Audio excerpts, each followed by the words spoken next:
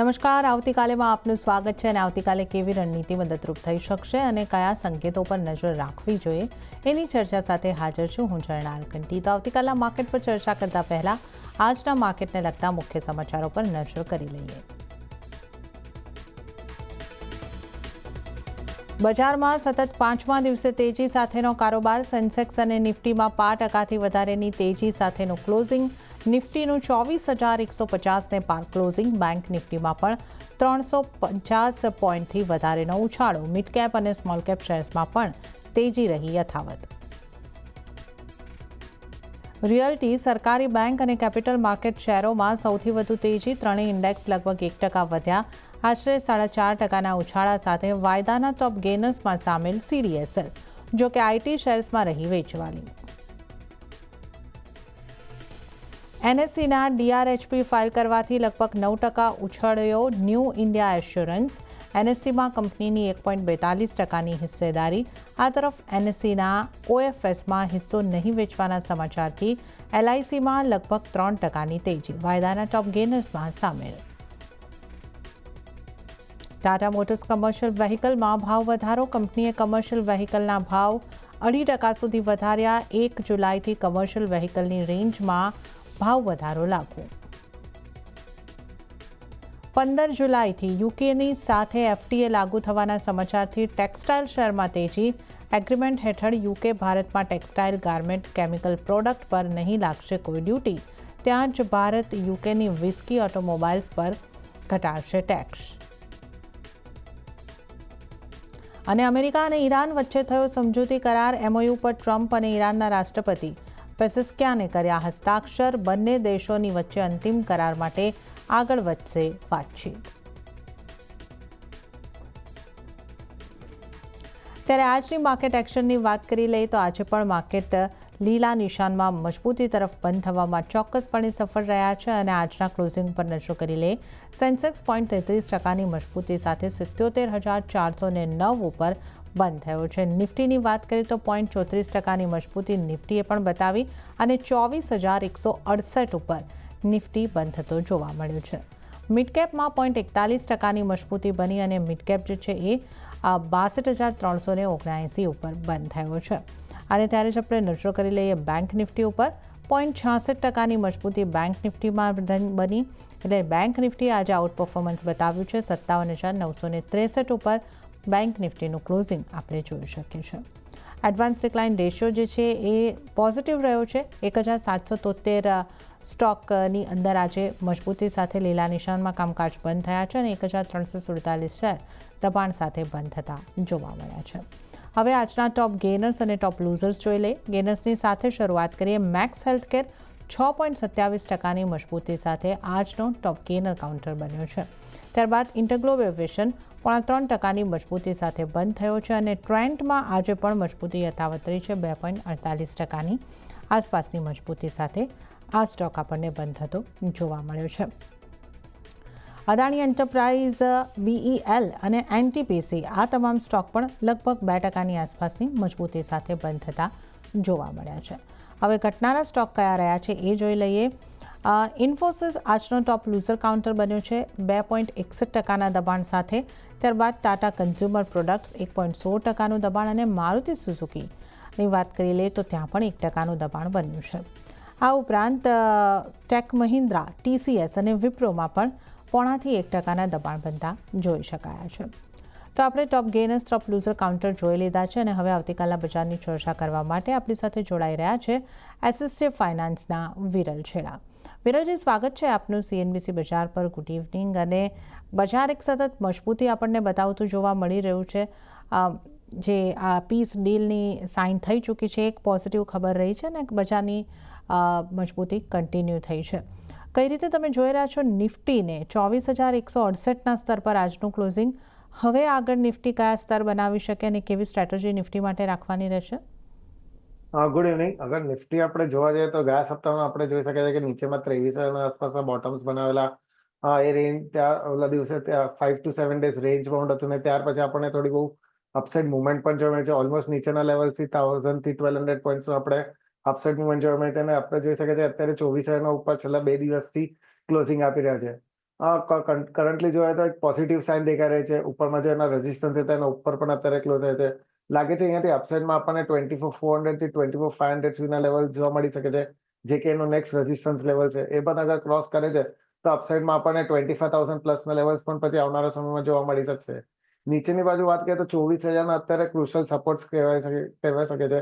હવે એ બ્રેક કરે છે તો ફરીથી આપણને 23,800 થી લઈને 23,600 સુધીના લેવલ જોવા મળી શકશે.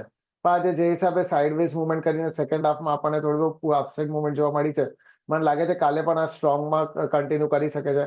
તો આ લેવલ્સ તો અહીંયાથી થોડું ઘટાડે આવે છે તો નિફ્ટીમાં બાય કરવાની સલાહ રહેશે. નીચેમાં સ્ટોપ લોસ આપણે અરાઉન્ડ 24,000 મૂકી શકીએ અને અપસાઇડમાં ટાર્ગેટ 24,400 આસપાસના જોઈ શકીએ છીએ. ઓકે, તો નિફ્ટી પર બાય કરીને ચાલવાની સલાહ બની રહી છે. 24,400ના ટાર્ગેટ માટે 24,000નો સ્ટોપ લોસ રાખીને બાય કરો તો વિરલજી તરફથી નિફ્ટી પર એક પોઝિટિવ વ્યૂ બની રહ્યો છે. અને બેંક નિફ્ટીની વાત કરી લઈએ વિરલજી, તો આજે આઉટ પરફોર્મન્સ કહી શકીએ, કારણ કે જ્યાં 0.33-34% નિફ્ટીમાં મજબૂતી રહી, એની સામે 0.66%ની મજબૂતી બેંક નિફ્ટીએ બતાવી. 57,963 સુધીના સ્તર આજે આપણે ક્લોઝિંગમાં જોયા છે. તો બેંક નિફ્ટીમાં શું કરવું જોઈએ આગળ? ઓવરઓલ અગર આપણે જોઈએ તો બેંક નિફ્ટી છેલ્લા 15 દિવસથી આઉટ પરફોર્મન્સ કરી રહ્યો છે. એના નીચેનો લો જોઈએ તો અરાઉન્ડ 53,000 આસપાસના લોસ હતા. ત્યારથી આપણે જોઈ શકીએ છીએ કે આજે ઓલમોસ્ટ 58,000ના હાઈસ બનાવી ચૂક્યા છે. એટલે ઓલમોસ્ટ 5,000 પોઈન્ટની આપણને રેલી જોવા મળી ગઈ છે. સાથે એના એવરેજીસના ઉપર અત્યારે ક્લોઝિંગ આપી ગયા છે. પીએસયુ બેંક્સ અને પ્રાઇવેટ સેક્ટર બેંક્સમાં પણ સારી એવી આપણને અપસાઇડ મુવમેન્ટ જોવા મળી રહી છે. લાગે છે અહીંયાથી અપસાઇડમાં આપણને 59,000ના આસપાસના લેવલ્સ આવી શકે છે. તો આ લેવલ્સ તો અહીંયાથી ઘટાડે મારા હિસાબે બાય કરીને ચાલી શકે છે. નીચેમાં સ્ટોપ લોસ અત્યારે આપણે અરાઉન્ડ 57,500ના આસપાસના મૂકી શકીએ અને અપસાઇડમાં ટાર્ગેટ 58,500.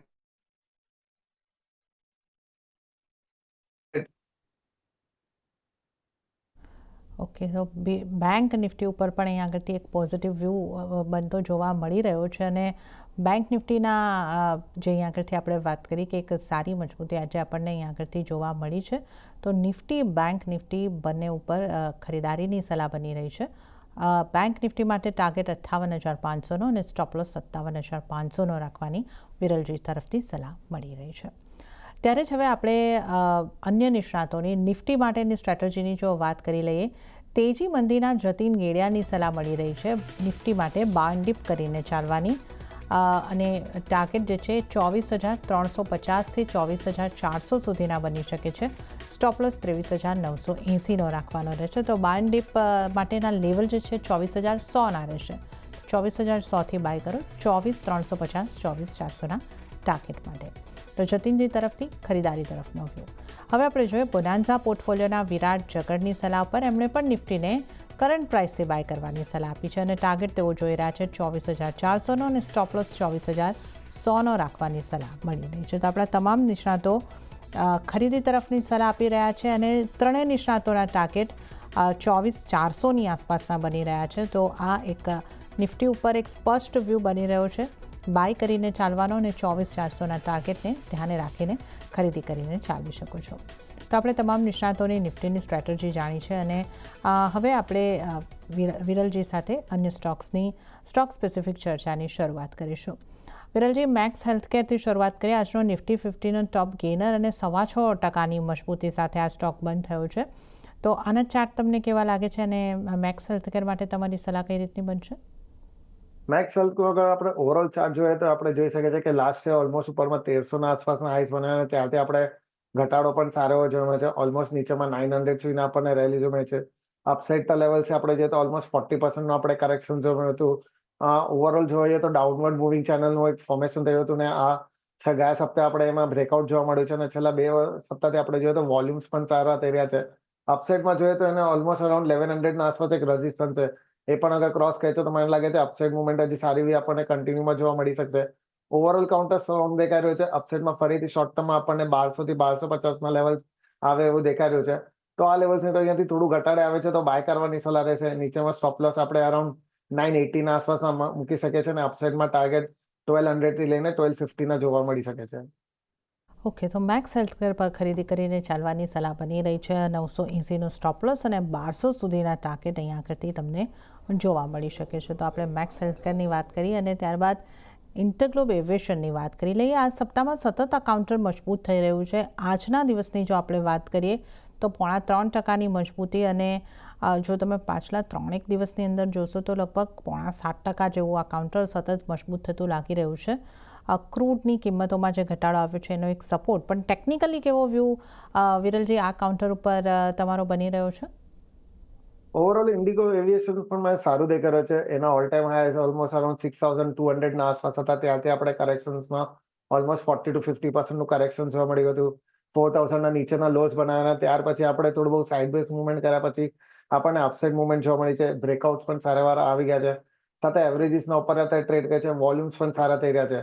મને લાગે છે અપસાઇડમાં ફરીથી આપણને 5,500 થી લઈને 5,800 મીડિયમ ટર્મમાં જોવા મળી શકે છે.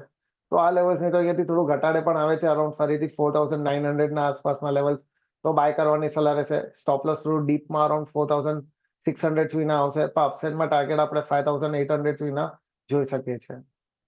તો ઇન્ટરગ્લોબ એવિએશન ઉપર પણ એક પોઝિટિવ વ્યૂ બની રહ્યો છે. ખરીદી કરીને ચાલો 4900ની આસપાસથી ખરીદી કરો. 4600નો સ્ટોપ લોસ અને 5800ના ટાર્ગેટ માટે ઇન્ટરગ્લોબ એવિએશનને ખરીદી કરીને ચાલવાની સલાહ બની રહી છે.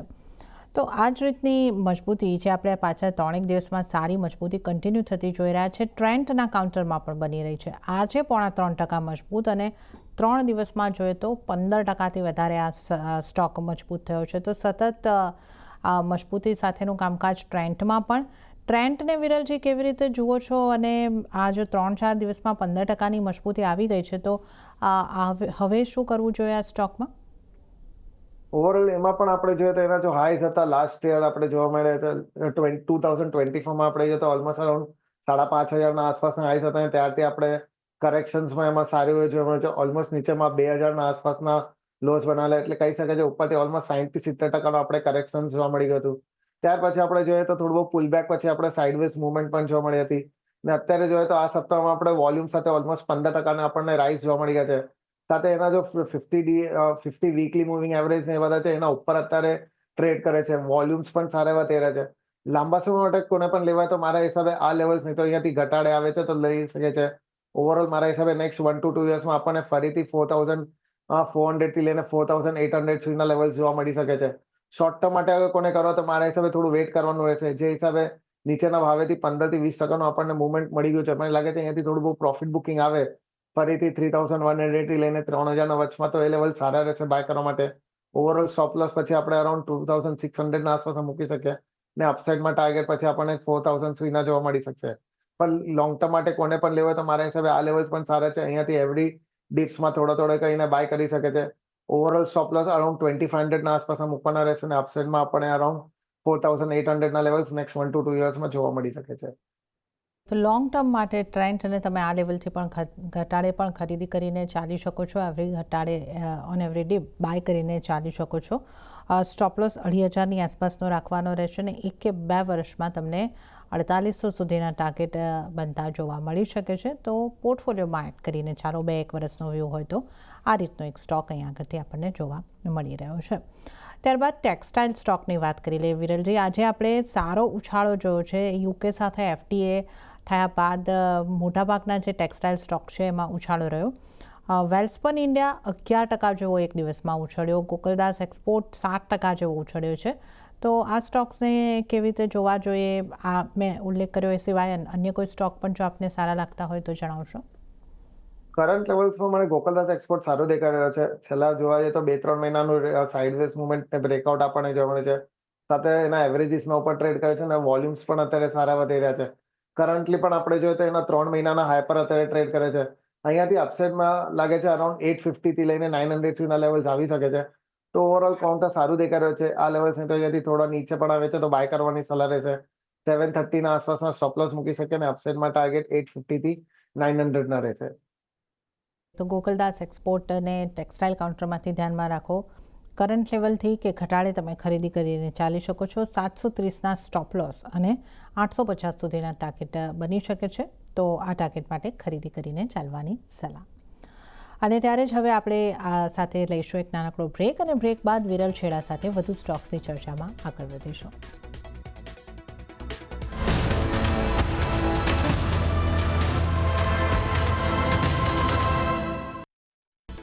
બ્રેક બાદ આવતીકાલેમાં ફરી એક વખત સ્વાગત છે અને આવતીકાલની ચર્ચા કરવા માટે, આવતીકાલની તૈયારી કરવા માટે આપણી સાથે વિરલ છેડા જોડાયેલા છે. વિરલજી, આપનું પણ ફરી એક વખત સ્વાગત છે આવતીકાલે આ શોની અંદર. અને હવે આપણે સૌથી પહેલાં તમારા પસંદગીના સ્ટોક જાણી લઈએ. તો તમારા ટ્રેડિંગ કોલ્સ કયા રહેશે? મારા પસંદગી બે સ્ટોક રહેશે. પહેલું લુપિન પર રહેશે. ઓવરઓલ આપણે જોઈએ તો એના તો રિસન્ટ હાઈસ બનાવેલા અરાઉન્ડ 2500, ત્યાંથી આપણે કરેક્શન જોવા મળે તો ઓલમોસ્ટ 20%નું. ને છેલ્લા એકાદ મહિનામાં જોઈએ તો નીચેમાં કોન્સોલેશન રેન્જ ને બ્રેકઆઉટ આપણે આજે જોવા મળ્યું છે. વોલ્યુમ્સ પણ સારા એવા થઈ રહ્યા છે અને એના એવરેજીસના ઉપર આપણે ટ્રેડ કરે છે. લાગે છે અહીંયાથી અપસાઇડ મુવમેન્ટ ફરીથી સારી એવી આપણને જોવા મળી શકે છે. ન્યૂ હાઈસ બનાવે એવું દેખાઈ રહ્યું છે. તો આ લેવલ્સ પર બાય કરવાની સલાહ રહેશે. નીચેમાં સ્ટોપ લોસ અરાઉન્ડ 2200 ના મૂકવાના રહેશે અને અપસાઇડમાં ટાર્ગેટ 2600 ના આવશે. સેકન્ડ પિક મારી અડાની પાવર પર રહેશે. એમાં પણ જોવા મળી ગયું છે કે લાસ્ટ વીકમાં જો એના હાઈસ બનાવેલા ઓલમોસ્ટ અરાઉન્ડ 250 ના આસપાસ, ત્યાંથી આપણે 10-15%નું કરેક્શન જોવા મળ્યું હતું. ને છેલ્લા 5-6 દિવસનું નીચેમાં રેન્જમાં સાઇડવેઝ મુવમેન્ટ પછી આજે આપણે બ્રેકઆઉટ આપણને જોવા મળ્યું છે. વોલ્યુમ્સ પણ આજે સારા એવા થઈ રહ્યા છે. મને લાગે છે અહીંયાથી અપસાઇડ ફરીથી કન્ટિન્યુ કરી શકે છે. તો આ લેવલ્સ પર બાય કરવાની સલાહ રહેશે. નીચેમાં સ્ટોપ લોસ અરાઉન્ડ 210 ના મૂકવાના રહેશે ને અપસાઇડમાં ટાર્ગેટ 270 ના રહેશે. ઓકે, તો વિરલજીની પસંદગીના બે સ્ટોક ઉપર નજર કરી લે તો લ્યુપિન પર ખરીદારી કરીને ચાલવાની સલાહ બની રહી છે. 2200નો સ્ટોપ લોસ અને 2600ના ટાર્ગેટ લ્યુપિનમાં તમને જોવા મળી શકે છે. અને આ ઉપરાંત બીજો સ્ટોક જે બની રહ્યો છે ખાસ વિરલજીની પસંદગીનો, એ બની રહ્યો છે અદાણી પાવર. ખરીદી કરીને ચાલવાની સલાહ અહીંયા આગળ પણ 270 સુધીના ટાર્ગેટ બની શકે છે અને 210નો સ્ટોપ લોસ તમારે ધ્યાને રાખવાનો રહેશે. તો લ્યુપિન અને અદાણી પાવર આજના ટ્રેડિંગ કોલ્સ વિરલજી તરફથી બની રહ્યા છે. ત્યારે જ વિરલજી, વધુ સ્ટોકની વાત કરી લઈએ તો આજે આઈટી સ્ટોક્સમાં દબાણ તરફનું કામકાજ આપણને રહેતું જોવા મળ્યું છે. ઇન્ફોસિસ હોય, ટેક મહિન્દ્રા હોય, TCS, વિપ્રો, બધા જ નામ, HCL ટેક, જેટલા ગણીનો તમે નેગેટિવ નિશાનમાં દબાણ સાથે બંધાયા છે. ઇન્ફોસિસમાં સૌથી વધારે 2.5%નું દબાણ રહ્યું છે. તો આઈટી સ્ટોક્સમાંથી આપની કોઈ સલાહ બનશે કયા સ્ટોક પર શું કરવું જોઈએ? તો મને લાગે છે ભાઈ આઈટી સેક્ટરથી થોડું અવોઇડ કરીને ચાલવાની સલાહ રહેશે. અત્યારે પણ જોઈએ તો થોડું બહુ એમાં સેલિંગ પ્રેશર દેખાઈ રહ્યું છે અને મને લાગે છે અહીંયાથી હજી આપણને 3-5%નું કરેક્શન જોવા મળી રહ્યું છે. અત્યારે આટલી ક્લેરિટી પણ નથી આવતી કે અહીંયાથી અપસાઇડ મુવમેન્ટ આપણને જોવા મળી શકે છે. એટલે ઓવરઓલ મારા હિસાબે થોડું અવોઇડ કરવાની સલાહ રહેશે. અગર કોને બાય કરવાની સલાહ પણ હોય, કરવું પણ હોય તો મારા હિસાબે કોફવોચ પર અત્યારે થોડું ધ્યાન કેન્દ્રિત કરી શકે છે. ઓવરઓલ આપણે જોઈએ તો એના લોસથી આપણે જોઈએ તો હાયર ટોપ હાયર બોટમ પેટર્ન ફોર્મેશન્સ પણ થઈ રહ્યું છે અને અત્યારે પણ વોલ્યુમ્સ એમાં સારા એવા થઈ રહ્યા છે.